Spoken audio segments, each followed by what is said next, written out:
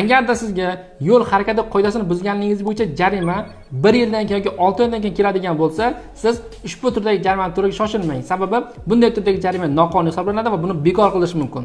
Demak do'stlar, diqqat qilamiz.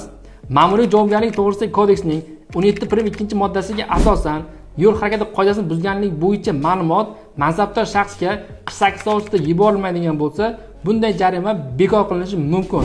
Ushbu kodeksning 305-moddasiga asosan huquqbuzarlik sodir bo'lgandan boshlab 15 kun ichida ma'muriy jarima solish to'g'risida qaror chiqarilishi belgilangan.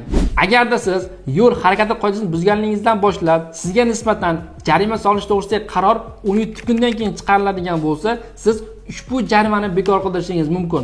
Buning uchun siz jinoyat sudiga ushbu turdagi jarimani bekor qilish uchun ariza berasiz. Shundan so'ng sizga nisbatan chiqarilgan jarima ma'muriy javobgarlik to'g'risidagi kodeksning 271-moddasi 1-qismi 13-bandiga asosan tugatiladi va bekor qilinadi. Demak do'stlar, o'z huquqlaringizni biling.